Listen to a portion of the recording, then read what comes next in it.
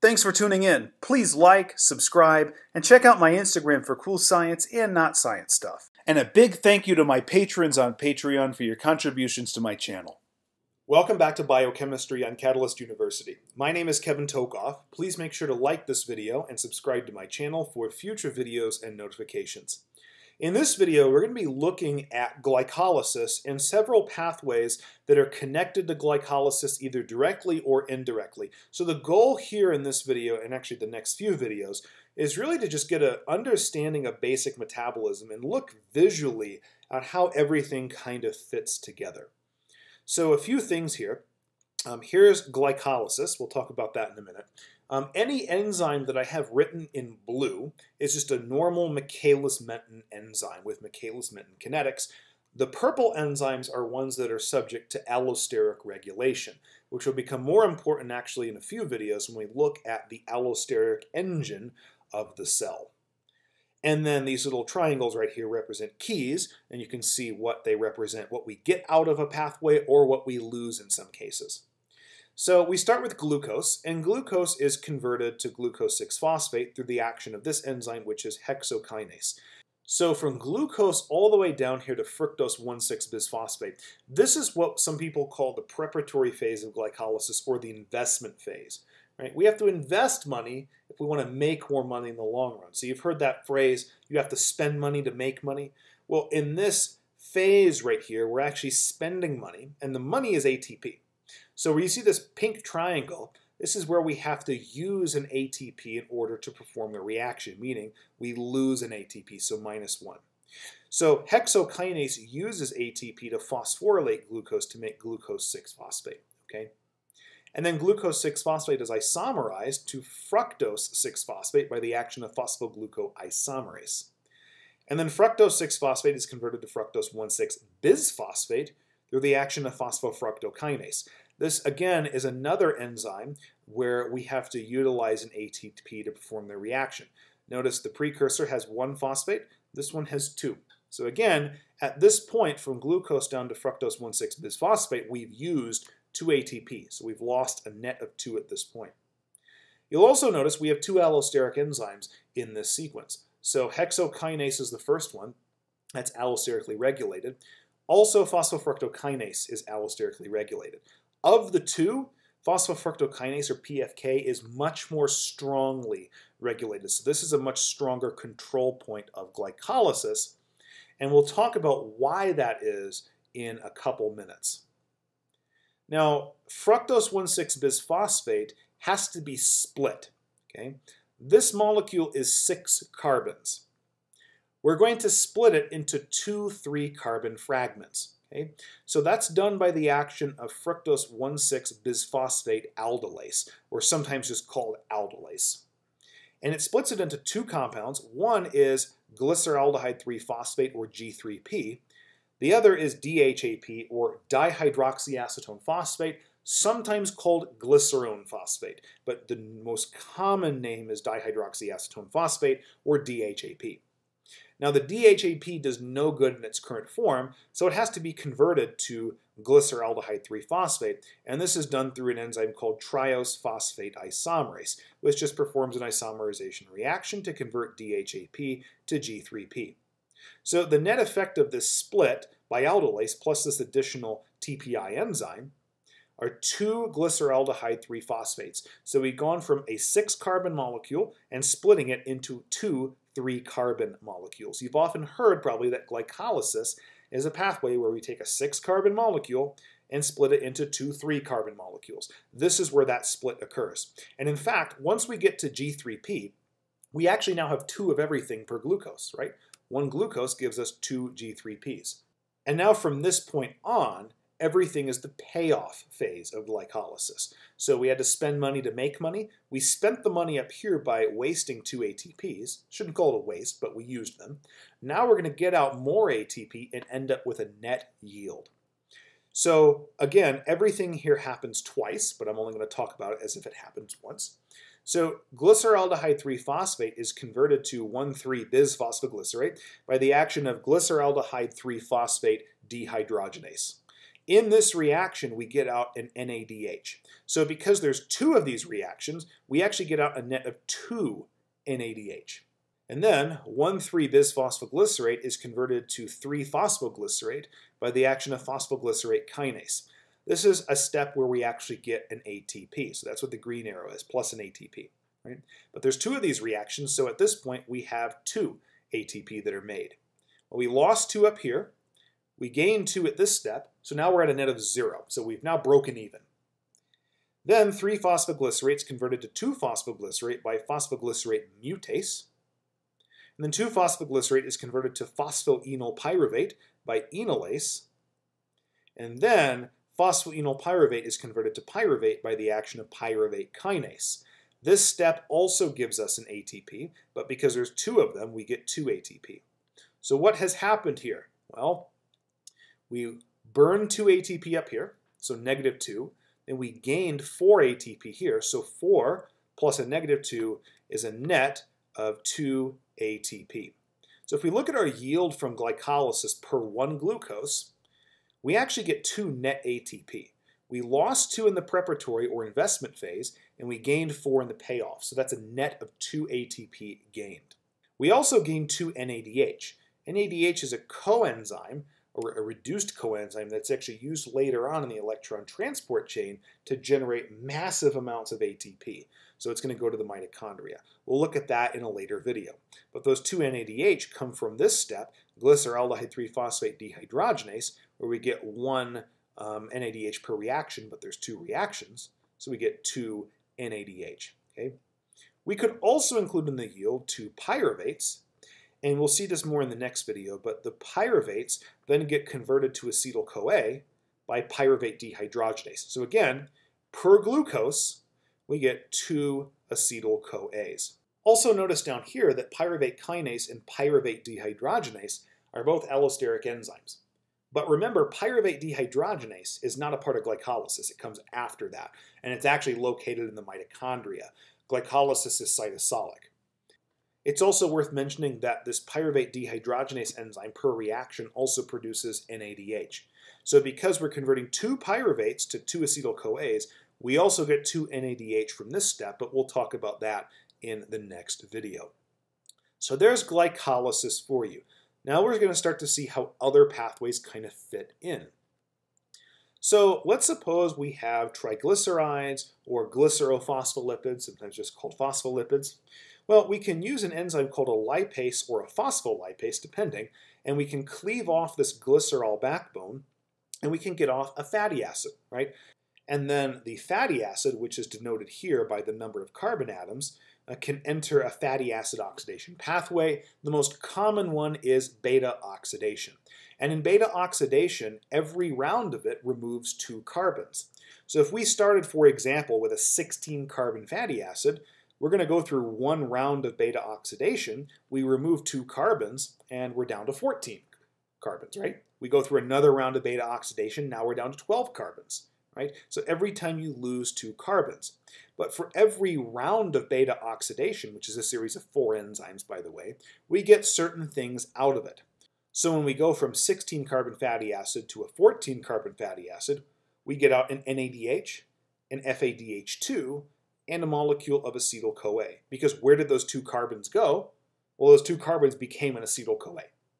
When we go from 14 carbons to 12 carbons, again, we get an NADH, an FADH2, and those 2 carbons that were lost as acetyl-CoA. So looking at this, here's 1 round of beta oxidation, we get those 3 things. Here's another round of it, we get these 3 things. And eventually we get down to 6 carbons. We do another round of beta oxidation, we get to 4 carbons, and again, we lose 2 carbons as acetyl-CoA. We also get out an NADH and an FADH2, right? Once we get to 4 carbons, we're only going to need 1 more round of beta oxidation. So when we split off 2 carbons, one of those is just going to be acetyl-CoA, but the other 2 carbons that remain are just acetyl-CoA, right? Acetyl-CoA is 2 carbons. We start with 4, so all we need is 1 round to split it in half. We get an acetyl-CoA, another acetyl-CoA, and then an NADH and an FADH2, okay? So if we look at our total yield for beta oxidation of a saturated fat, We don't get any ATP directly. Unlike glycolysis, which gives us 2 net ATP because there's ATP producing reactions, there are none of those in beta oxidation. Okay, so all the ATP that we get is indirectly made really through basically mitochondrial metabolism that we'll talk about much later. So again, what do we get? Well, of course we get acetyl-CoA, and the total number of acetyl-CoA that we get is the number of carbons divided by 2. So if we start with a 16 carbon fatty acid, then the number of acetyl-CoAs is going to be 8. So just half of that, because the number of carbons is 16 divided by 2 is 8. If we started with a 20 carbon fatty acid, we get 10 acetyl-CoAs, right? For a saturated fat, the number of NADH and FADH2 is a little bit different. We take the number of carbons and we take half of that, and then it's always 1 less than that. So if we have a 16 carbon fatty acid and we run it through beta oxidation, 16 over 2 is 8, minus 1 is 7. So we get 8 acetyl-CoA, but 7 NADH. And we have the same rule for FADH2, also 7 FADH2, because 16 over 2 is 8, minus 1 is 7. The reason I specify this as a saturated fatty acid is because when we look at unsaturated fatty acids, some of these values, in particular the NADH and FADH2, actually change a little bit, so you can't use these exact rules. There's another set of rules that I cover in a separate video. Okay? So you'll notice here that beta oxidation of a fatty acid leads to the same end product as glycolysis if you count this last step of pyruvate dehydrogenase. So the pyruvate from glycolysis is going to be converted to acetyl-CoA for the most part. And the product of beta oxidation is also acetyl-CoA. So you can see where these two pathways kind of converge with one another. All right? The next thing we'll look at is the fate of glycerol. Okay? Remember, when we split a triglyceride and we get the 3 fatty acids off of that, or we split a glycerol phospholipid, we get the 2 fatty acids off of that, eventually we'll probably have some glycerol that's left over. Well, we're going to use that glycerol. Okay? Yes, the glycerol can be used to remake triglycerides or to remake phospholipids. However, if it's metabolized for energy, here's how that occurs. So glycerol initially is going to be phosphorylated by glycerol kinase. So glycerol kinase uses an ATP. We have this pink triangle there, so we're actually going to lose an ATP there. And we get 3-phosphoglycerol, sometimes called glycerol 3-phosphate. And then glycerol 3-phosphate is going to react with 3-phosphoglycerol dehydrogenase. This is going to oxidize 3-phosphoglycerol into dihydroxyacetone phosphate. Now this is an oxidation reaction, so it's going to require something to be reduced, right? It's a redox reaction. And so what we end up getting out of that is an NADH. So that's what this blue triangle means. So yes, we lose an ATP here, but we actually get out an NADH as well. Okay? And that gives us dihydroxyacetone phosphate. Well, we've seen this before. This was actually an intermediate in glycolysis from that aldolase step. So we know what happens with DHAP. It reacts with triose phosphate isomerase and gives us glyceraldehyde 3-phosphate. And then that goes into the payoff phase of glycolysis. So the glycerol that's produced as a result of lipid hydrolysis can end up being converted to DHAP, and that gets entered into glycolysis. Now we're going to come up here and look at glucose 6-phosphate. There's a number of things that this intermediate in glycolysis can do. One of those is the pentose phosphate pathway. We will be talking about that in another video, but understand that glucose 6-phosphate is a part of the pentose phosphate pathway, and we can siphon that out of glycolysis in order to produce ribose and NADPH. We'll cover that later. But for now, we'll see that glucose 6-phosphate interplays with glycogen metabolism. So in order to build glycogen, we have to have this molecule called glucose 1-phosphate, which is an isomer of glucose 6-phosphate. In order to convert between the two, we use this enzyme called phosphoglucomutase. So this is interconvertible, but in the direction to make glycogen, glucose 6-phosphate will have to be converted into glucose 1-phosphate by phosphoglucomutase. And this little circle right here, this is the glycogen cycle. So glucose 1-phosphate can be converted to UDP glucose by the action of this enzyme, glucose 1-phosphate UTP uridylyl transferase. I have a long name there. But what this does is it converts glucose 1-phosphate into the building blocks of glycogen, which are UDP glucose. So remember, glycogen doesn't build with direct glucose molecules. It actually uses an activated form of glucose called UDP glucose.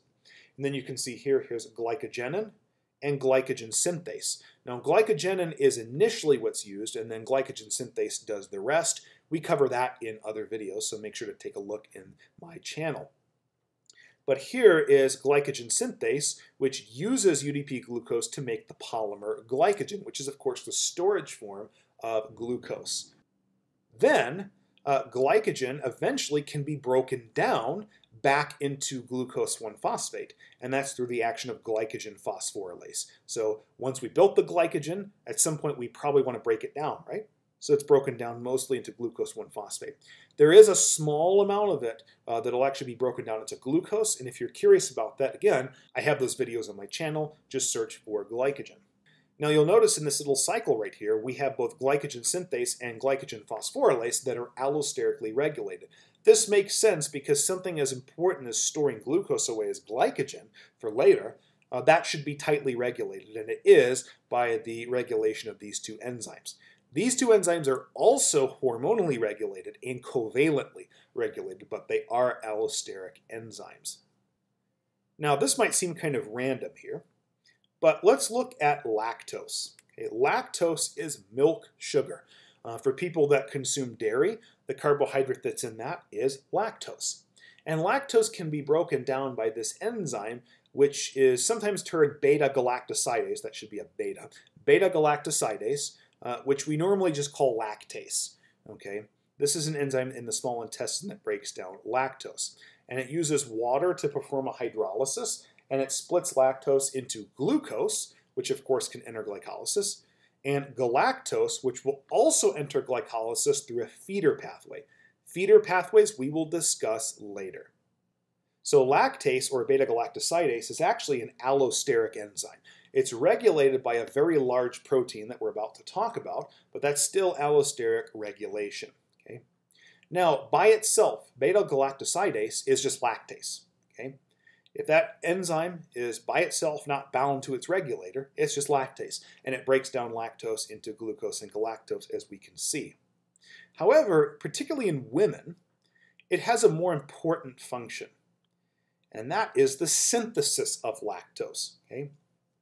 So when a woman gets pregnant and then eventually gives birth to the child, theoretically she should breastfeed the child. That's how the child obtains nutrients, right? Through breast milk. Now there's a lot of things in breast milk like proteins, vitamins, minerals, but the carbohydrate of choice for milk is lactose.